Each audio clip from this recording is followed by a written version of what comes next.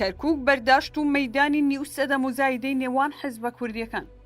ئەگەر بە شەڕ لە دەسترا ئەی بۆچی بە هەڵبژاردن بەدەستی ناهێننەوە.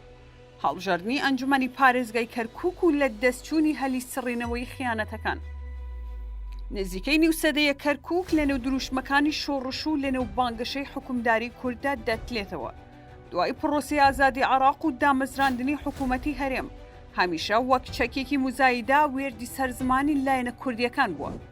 یەکێک با هێلی سوور و یەکێک با قودسی کوردستان ناوی دەبرد. بەڵام ئەوەی ئێستا لەو شارە ڕوودەدا دۆخی گەورەی شکستی کوردە لە سیاسەت و حکومڕانیدا. ساڵانی 2003 تا 2017 کەرکووک فرسەتێکی گەورە بوو لە بەردەم دەسەڵاتدارانی کورد تا وەک پێگە و نفوزی کورد بپارێزن. بەڵام لە دوای ڕاکردنەکەی 16 ئۆکتۆبەری 2017دا ئەو هەلا بە تەواوی ببوو بە خەونێک تا کورد جارێکی دیکە بتوانێت ببێتەوە بە فەرمانڕەوای کەرکووک. چەند هۆکارێک لە دوای ئەو ڕووداوە بربەستێکی گەورە بوون لە بەردەم کورد لە کەرکووکدا. گرنگترینیان پەرتەوازەیی و ململانەکانی نێوان هێزە دەسەڵاتدارە کوردیەکان بوو لا کەرکووک و ناوخۆی هەرێم. کەمبوونەوەی ڕێژەی دانیشتوانی کورد لەو ناوچەیە بەهۆی دۆخی خراپی ژیان و گوزەرانیان. کۆچی بێشماری کوردانی کەرکووک بۆ ناوچەکانی دیکەی کوردستان و دەرەوەی وڵات. نەمانی هەستی نەتەوەیی لای بەشێکی زۆری گەنجان بە هۆکاری فەرامۆشکردن و پشتگوێخستنیان. ئەوە جگەل لەو شێوازە تعریبەی ئێستا پەیڕەو دەکرێت و لە دوای ڕیفراندۆم و 16 ئۆکتۆبەریشەوە کورد دەیان پۆسی لەو ناوچانە لەدەستاوە. لا پۆسی پارێزگا قایمقام بەڕێوبەری گشتی و بەڕێوبەری ناحیە و بەرپرسی بنکەی پۆلیس و چەندانی دیکە. لە دوای ئەو هەموو نەهامەتی و لە دەستچوونی فرسەتا بۆ کورد لە کەرکووک ئەم ساڵ وا هەلێکی دیکەی گرنگ خەریکە لە دەست کورد دەچێت لەو پارێزگایە.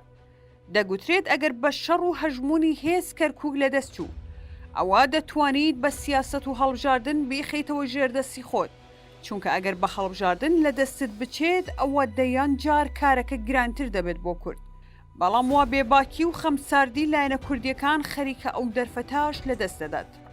دوای پرۆسی ئازادی لە یەکەم هەڵبژاردننی یەکەم جاری کەرکووکدا کورد توانی زۆرترین کورسی ئەنجومەنی پارێزگاکە بەدەست بهێنێت. لە دوای ئەوەشەوە بە تەوافق و ڕێککەوتن کورد پۆستەکانی لەگەڵ پێکهاتەکانی دیکەدا باش کرد. بەڵام لە دوای 16 ئۆکتۆبەرەوە وردە کورد لە پۆستە باڵەکانی کەرکووک وە دەرنرا.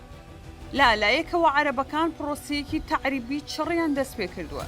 لالایەکی دیکەوە وەزیری دەرەوەی تورکیا هاکان فیدانیش لا سەردانەکەی چەند ڕۆژی ڕابردوویدا بۆ عێراق و هەرمی کوردستان داوای لالایەنە تورکمانەکان کرد کەرکووک وەک پێکهاتە و قەوارێکی تورکمانی بپارێزن. سەرباری هەموو ئەمانەش لایەنە کوردیەکان دوای چەندین هۆشداری و ئاگادارکردنەوە با پەرش و بڵاوی و دابەشکراوی بەشداری هەڵبژاردننی ئەنجومەنی پارێزگای کەرکووک دەکەن کە لە دوای پرۆسی ئازادیەوە دەبێتە دووەم هەڵبژاردن لەو شارە بکرێت. ئەگەر کورد وەک بەرەیەکی کوردستانی و یەکگرتوو بیتوانی با بەشداریم هەڵبژاردنە بکات ئەوە ئەگەرێکی گەورە و فراوانی لە بەردەم دەبوو تا جارێکی تر بتوانێت پۆستە گرنگ و هەستیارەکانی پارێزگاکە بخاتە ژێردەستی خۆی و دەنگدەرەکانی ئاشت بکاتەوە. بەڵام لایەنە کوردیەکان بەشێکیان بەسەر بەخۆ و بەشێکیشان بە هاوپەیمانی لاواز بەشدار دەبن و لەمەشدا ئەگەری پەرتەوازەبوونی دەنگی لایەنە کوردیەکان زۆرە. بە پێی هەمواری سێمی یاسای هەڵبژاردنەکانی ئەنجومەنی پارێزگاکانی عێراق و بە پێی ئەم خشتەی خوارەوە بێت کورسیەکانی ئەنجومەنی پارێزگای کەرکووک 18 کورسی دەبێت و بام شێوەی لای خوارەوە دابەش دەکرێت. 11 کورسی بۆ پیاوان، 4 بۆ ئافرەتان، 3 کورسی بۆ پێکهاتەی مەسیحیەکان دەبێت. ئەگەر کوردیش نەتوانێت ڕێژەی 50 زایدیەکی دەنگەکان بەدەست بهێنێت ئەوە پێکهاتەکانی دیکە هێندا بە مەرحەمەت نابن و کورد ناخەنە پێگە و پۆستە باڵەکانی پارێزگاکەوە وەک لەوەی پێشتر کورد لەگەڵ پێکهاتەکانی دیکەدا کردی. ئەم هەڵبژاردنە هەلێکی گەورە بوو تا ئەو هەموو یەکتر تۆمەتبارکردنە بە خیانەت و کەمترخەمی بسڕنەوە تا ئەگەر کەرکووک فرۆشرابێتیش ئەوە بە هەڵبژاردن و سیاست بیکردنەوە، چونکە ڕێژەی کورد لە کەرکووک وردە بەرەو کەمبوونەوە دەچێت.